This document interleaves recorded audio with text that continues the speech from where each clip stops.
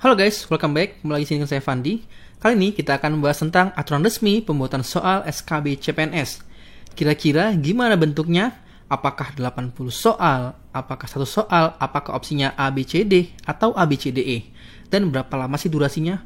Di sini kita akan bahas tuntas sesuai dengan aturan yang berlaku. Namun sebelum lanjut, buat teman-teman jangan lupa ya untuk subscribe dan juga follow IG saya @fandiarya. Terima kasih buat teman-teman semua yang sudah subscribe dan juga follow. Nah, langsung aja kita bahas. Di sini untuk penyusunan soal SKB dan juga SKT, kalau SKB ini untuk CPNS, SKT ini adalah untuk P3K, itu diatur melalui SE atau Surat Edaran Kepala BKN nomor 8 tahun 2003, di mana ruang lingkupnya di sini tentang ketentuan umum, penyusunan soal, integrasi, dan tentuan lain-lain. Dan di SE ini ada juga mengatur tentang tim penyusun soal SKB atau SKT yang dibentuk wajib menjaga kerahasiaan soal dengan menandatangani fakta integritas dan perjanjian kerahasiaan. Jadi sudah pasti untuk soal-soal SKB itu nggak ada yang beredar. Kalaupun ada yang beredar itu merupakan prediksi ataupun dari pengalaman tahun-tahun sebelumnya. Untuk tahun ini atau tahun berikutnya pastinya berbeda ya guys. Nggak ada yang sama. Jadi teman-teman coba pelajari aja seluas-luasnya. Nggak usah dibatas-batasin. Belajar sesuai kisi-kisi. Karena untuk SKB sendiri itu punya bobot 60% dan ini merupakan tahapan yang masih bisa banget merubah posisi teman-teman. Jadi kalau yang sudah mendapat skor SKD tinggi, jangan terlalu berbesar hati dulu. Tetap fokus agar bisa meraih skor SKB setinggi-tingginya. Oke? Nah, kita bahas satu-satu. Pertama, isinya tentang tahapan penyusunan soal, di mana dimulai dari perencanaan, yang terdiri dari teknis penyusunan soal, jangka waktu, persiapan infrastruktur, dan pembiayaan. Berikutnya adalah penyusunan kisi-kisi soal dan skema soal. Setiap instansi yang menyusun soal SKB melaksanakan penyusunan kisi-kisi soal. Jadi, yang membuat soal SKB adalah instansi, biasanya adalah instansi pembina. Dan instansi pembuat soal, dia juga yang membuat kisi-kisinya. Seperti yang dijelaskan lebih lanjut di sini, penyusunan kisi-kisi soal meliputi kegiatan tahap merumuskan dan menetapkan kisi-kisi soal SKB yang akan digunakan sebagai dasar dalam pembuatan soal. Jadi, kisi-kisi yang sudah teman-teman dapatkan sebelumnya, itu sifatnya adalah A1. Sudah fix ya, jadi pelajaran aja kisi-kisi itu sepertinya nggak akan melenceng dari kisi-kisi. Kemudian, agar memperhatikan kesesuaian kompetensi jabatan dengan peraturan perundang-undangan. Komponen kisi-kisi soal diuraikan secara tegas, jelas, mudah dipahami, dan di sini memenuhi standar kemampuan umum dan juga khusus. Makanya di kisi-kisi yang diterbitkan oleh Pan-RB itu ada kemampuan umum dan juga khusus. Yang umum untuk hal-hal yang menunjang tugas. Yang khusus adalah yang intinya berkaitan langsung dengan jabatan yang dilamar. Oke, berikutnya. Penyusunan kisi-kisi soal memuat tingkat kesulitan soal yang terdiri dari mudah, sedang, dan sulit. Jadi ada 3 tingkatan dan soal SKB nggak semuanya sulit, nggak semua mudah. Ya, jadi semuanya di mix. Namun di sini kita nggak tahu berapa untuk pembobotannya. Indikator pada kisi soal SKB berjumlah paling banyak 80 untuk soal yang membutuhkan perhitungan dan paling banyak 100 untuk yang tidak membutuhkan penghitungan. Jadi boleh 80, boleh maksimal 100. Dan di sini, skema soal SKB disusun oleh tim penyusunan kisi-kisi soal. Soal berfungsi untuk menentukan jumlah soal per submateri berdasarkan kategori tingkat kesulitan. Jadi, penyusunan soal-soal itu dibagi berdasarkan tingkat kesulitan dan juga kisi-kisi per submateri. Jadi harusnya setiap kisi-kisi itu ada mewakili di soal. Jumlah soal SKB tadi 100 atau 80 dalam waktu 90 menit. Tim penyusun kisi-kisi soal dapat memilih satu soal pada format skema soal apabila materi SKB tidak dominan. Jadi tetap boleh ya, jika di soal-soal itu ada hitung-hitungan tapi nggak banyak, soal-soalnya masih boleh berjumlah satu soal, dan sebaliknya. Oke, berikutnya untuk tahapan penyusunan soal selanjutnya adalah pembuatan soal. Soal SKB disusun dalam bentuk pilihan ganda yang terdiri atas pokok soal yang berisi permasalahan yang ditanyakan dan 5 pilihan jawaban. Jadi opsinya 5, bukan 4. Pokok soal dapat dibuat dalam bentuk pernyataan yang belum selesai atau kalimat tanya. Pilihan jawaban harus memuat satu jawaban paling benar yang merupakan kunci jawaban dan jawaban lain berfungsi sebagai pengecoh. Pilihan jawaban harus homogen dan logis.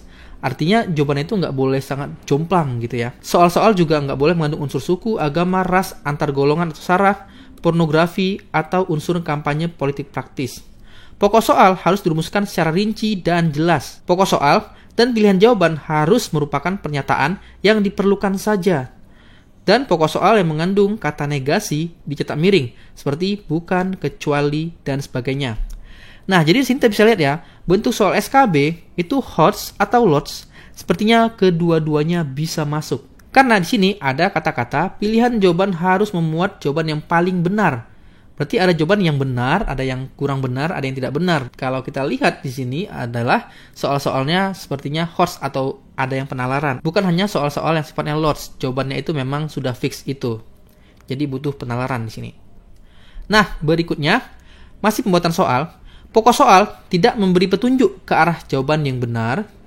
Pokok soal tidak mengandung pernyataan yang bersifat negatif ganda. Kemudian panjang kata atau kalimat pilihan jawaban harus relatif sama. Pilihan jawaban tidak mengandung pernyataan. Semua pilihan jawaban di atas salah atau semua pilihan jawaban di atas benar. Pilihan jawaban yang berbentuk angka atau waktu harus disusun berdasarkan urutan besar kecilnya atau kronologinya. Jadi opsi A, B, C, D, E jika angka 1, opsi B-nya 2, C-nya 3. Nggak boleh dibalik-balik, harus sesuai urutan. Gambar, grafik, tabel, diagram, dan sebagainya yang terdapat pada soal harus jelas dan punya makna. Jadi sudah jelas kalau di soal itu ada berupa gambar, grafik, tabel, diagram, dan lain-lainnya, itu pasti menjadi clue di soal. Jadi dipahami, jangan di-skip teman-teman. Kemudian, soal yang susun tidak berkaitan dengan soal sebelumnya. Jadi, misalnya soal 1, soal naskah nih, selesai jawabannya. Soal 2, menanyakan, sesuai dengan soal 1, maka jawaban begini. Nah, itu nggak ada bentuk soal seperti itu. Namun, berikutnya di sini ya, stimulus yang digunakan pada beberapa soal harus ditulis ulang pada setiap soal. Namun bisa nih, misalnya soalnya berupa naskah. Naskah 1 menanyakan tentang sesuatu hal. Soal keduanya, naskah yang sama, tapi menanyakan hal yang berbeda lagi. Itu boleh, teman-teman. Tapi soalnya harus tulis ulang. Berikutnya, soal yang susun harus menggunakan kaidah bahasa Indonesia yang baik dan benar sesuai dengan peraturan menteri yang menyelenggarakan urusan pendidikan. Selanjutnya, pilihan jawaban tidak mengulang kata atau kalimat yang sama.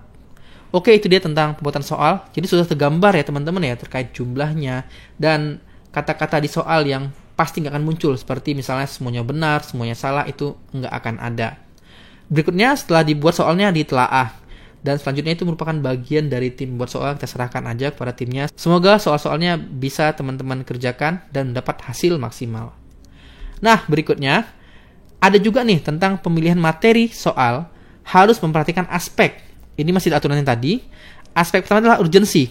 Artinya secara teoritis materi yang akan diujikan mutlak harus dikuasai oleh peserta. Jadi soal-soalnya bisa memuat tentang teori-teori. Yang kedua adalah relevansi. Artinya materi yang dipilih sangat diperlukan untuk mempelajari atau memahami bidang lain yang dipesertakan jabatan. Jadi relevansi ini adalah substansinya ke formasi yang dilamar. Berikutnya, kontinuitas, artinya materi yang dipilih merupakan materi lanjutan atau penunjang dari materi terkait dengan jabatan. Jadi materi-materi penunjangnya juga bisa nih, contoh nih seperti saya nih auditor. Auditor itu selain butuh sertifikat audit juga harus paham tentang pengadaan barang jasa. Jadi soal-soal auditor bisa jadi masuk tentang PBJ juga. Dan teman-teman tergantung ya, sesuai dengan formasi masing-masing. Dan KISIS yang diberikan sepertinya sudah mempertimbangkan aspek kontinuitas. Berikutnya, kontekstual. Artinya, materi memiliki daya terap dan nilai guna yang tinggi dalam menunjang bidang tugas jabatannya. Jadi, kontekstual ini bicara tentang soal-soal yang berupa kondisi atau kasus-kasus ya. Soal-soal contoh, soal-soal penerapan, penalaran. Oke, ini dia tentang KISIS soal SKB dari sisi pembuat soal. Berikutnya, buat teman-teman yang menanyain tentang rekomendasi paket persiapan SKB CPNS, di sini saya info ada di teman ASN, di mana paket ditawarkan berupa bimbel plus tryout sudah include semua, mau SKB chat dan non chat ada juga. Jadi satu paket semuanya include, di mana secara umum tiap paket ini berisi tentang rekaman live sesuai kisi-kisi, materi pendukung, tryout CAT, latihan soal tiap sesi kelas, analisis hasil tryout, sistem ranking, grup Telegram, dan fitur lainnya. Saat ini ada 6 paket, di mana untuk jasaan semua full ada ya. Ada untuk P3, ada untuk penjaga tahanan, untuk petugas barang bukti, ada juga untuk jaksa. Untuk MA ada analis perkara peradilan, dan untuk Mendikbud dan lainnya itu ada SKB dosen CPNS. Nah, buat teman-teman yang nanya kira-kira gimana sih fiturnya? Di sini saya gambarkan bentuknya seperti ini teman-teman. Jadi, ketika teman-teman sudah berhasil mendaftar, teman-teman nanti akan bisa mengakses bimbelnya. Ada tryout pendahuluan dan ada tryout pemantapan. Ini tryoutnya sesuai dengan kisi-kisi dan sudah CAT. Khusus untuk dosen, ini sudah sesuai dengan segmentasinya. Misalnya, segmen pertama tentang Tridharma. Kemudian setelah selesai lanjut lagi ke segmen berikutnya literasi bahasa Inggris. Lanjut lagi untuk penalaran dan berikut-berikutnya. Dan di sini teman-teman karena kelasnya sudah selesai, teman-teman masih bisa loh mengakses rekamannya. Tapi untuk bisa mengakses rekamannya di sini teman-teman harus kerjakan dulu latihan mini test. Jadi tiap pertemuan itu ada mini testnya. Dan ada disediakan materi dan rekaman yang bisa di-download. Nah, untuk contoh-contoh soalnya, ini contoh soal dari analis perkara peradilan. Dan untuk dosen, seperti tampilannya, saat ini ada sebanyak 8 pertemuan plus 1, jadi 9. Sama ya, setiap bimbel itu pasti ada tryout pemantapannya, namun sini nggak terambil aja, nggak tersinsut aja. Dan berikut ini adalah bentuk-bentuk dari soal-soalnya.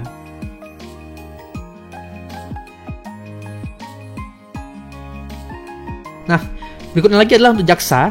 Ini ada sebanyak 5 pertemuan, ada tryout juga, dan berikut tampilan untuk tryoutnya. Dan ini adalah untuk P3 dan juga penjaga tahanan, di mana kisi-kisinya hampir sama dan soalnya seperti ini tampilannya. Dan terakhir adalah petugas barang bukti. Di sini soal-soalnya juga kita bedakan ya, jadi nggak sama semua antara P3, PBB. Untuk penjaga tahanan, jaksa itu beda-beda, kita sesuaikan dengan kisi-kisi guys. Nah, buat teman-teman yang penasaran dengan harganya, di sini sudah tertera ya, harganya nggak mahal-mahal banget, hanya 99 ribuan sampai 159 ribuan aja. Dan ada kode promo, nanti akan saya sampaikan kode promonya. Untuk mendaftar, teman-teman bisa langsung aja ikutin langkah-langkah berikut, dan apabila sudah bayar, otomatis akan aktif akunnya.